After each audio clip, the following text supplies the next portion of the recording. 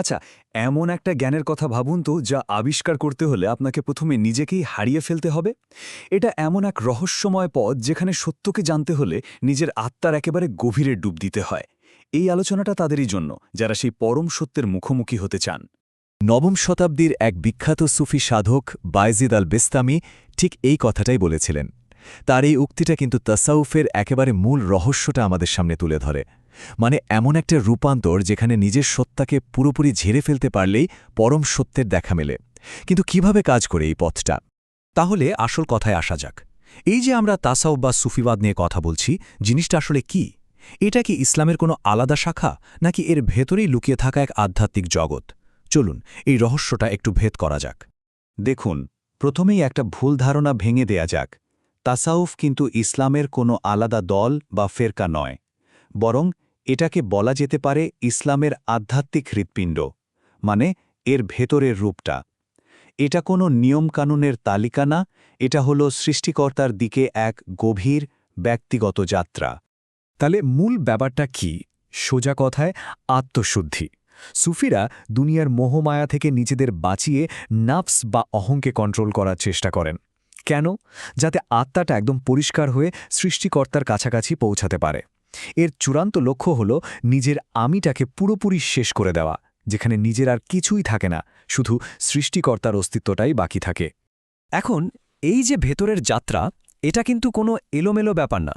সুফিরা এর জন্য একটা অসাধারণ কাঠামো তৈরি করেছেন, যা ধীরে ধীরে বিকশিত হয়েছে। এই পুরো পথটা আসলে 4টে প্রধান স্তর বা দরজা দিয়ে তৈরি, যা একজন সাধারণ মানুষকে আধ্যাত্মিকতার শিখরে নিয়ে যেতে পারে। এই যাত্রার 4টে দরজা বা ধাপ আছে: শরীয়ত, তরিকত, মারিফত আর হাকিকাত। শরীয়ত হলো একদম বেসিক, মানে বাইরের আইনকানুন। সেখান থেকে শুরু করে তরিকত বা ভেতরের পথ, তারপর মারিফত মানে দিব্যজ্ঞান লাভ করা, আর সবশেষে হল হাকিকাত, পরম সত্যের সাথে এক হয়ে যাওয়া। চলুন তো একটু গভীরে গিয়ে দেখি এগুলো আসলে কি। প্রথমেই আসছে শরীয়ত। এটা হলো ফাউন্ডেশন, মানে ইসলামের যে বাহ্যিক নিয়মকানুনগুলো আমরা জানি, নামাজ, রোজা, কোনটা হালাল কোনটা হারাম। কিন্তু যখন এই নিয়মগুলো শুধু দেখানোর ব্যাপার না থেকে আপনার ভেতরে গেঁথে যায়, তখনই শুরু হয় তরিকতের পথ। তরিকত শব্দের মানেই হলো পথ, আর এই পথে হাঁটার জন্য একজন মুর্শিদ বা পথপ্রদর্শকের দরকার হয়।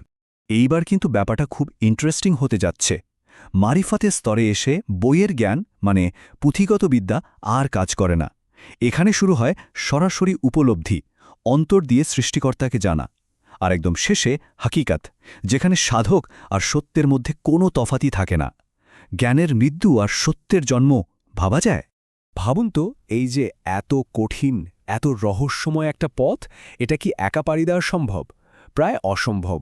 আর ঠিক এখানেই আসেন সেই মহান সুফি সাধকেরা, যারা নিজেদের জীবন দিয়ে এই পথের একটা ম্যাপ তৈরি করে গেছেন। নবম শতকের বায়েজিদ আল বিস্তামি থেকে শুরু করে ত্রয়োদশ শতকের জালালউদ্দিন রুমি পর্যন্ত সময়ের সাথে সাথে এই সাধকেরা তাসাউফের দর্শনকে নানাভাবে সাজিয়েছেন। বলতে পারেন এনারা প্রত্যেকেই এই পথের এক একটা ধ্রুবতারা। যেমন ধরুন ইমাম আল গজ্জালি, তিনি কিন্তু শরিয়াত আর তাসাউফের মধ্যে একটা ব্রিজ তৈরি করে দিয়েছিলেন।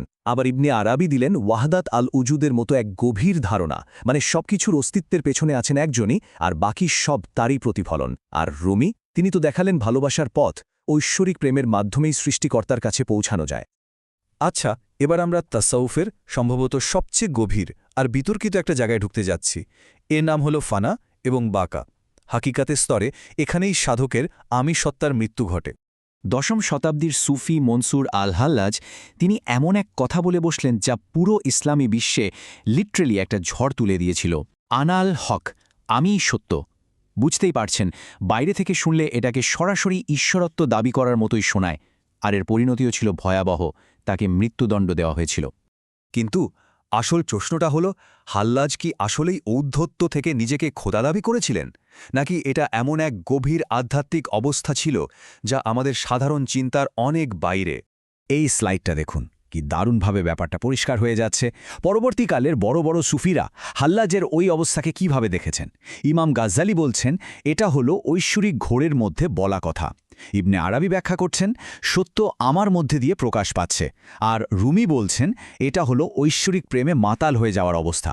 খেয়াল করে দেখুন, কেউই কিন্তু এটাকে অধ্যত্ত হিসেবে দেখছেন না। তাহলে হাল্লাজের ওই অবস্থাটা ছিল ফানা ফিল্লাহ, মানে আল্লাতে পুরোপুরি বিলীন হয়ে যাওয়া, যেখানে আমি বলে আর কিছু থাকে না। কিন্তু সুফি পথের শেষটা শুধু ফানা হয়ে যাওয়া নয়, এর পরেও একটা ধাপ আছে, বাকা বিল্লাহ, মানে হলো ওই বিলীন অবস্থা থেকে আবার এই সাধারণ জগতে ফিরে আসা। কিন্তু এবার সাধক আর নিজের জন্য ফেরেন না, তিনি ফেরেন সৃষ্টিকর্তার একটা আয়না হয়ে। এই বাঁকা অবস্থার সবচেয়ে সুন্দর উদাহরণ সম্ভবত প্রথম নারী সুফি সাধক রাবেয়া বসরি। তার ওই বিখ্যাত গল্পটা তো অনেকেই জানেন।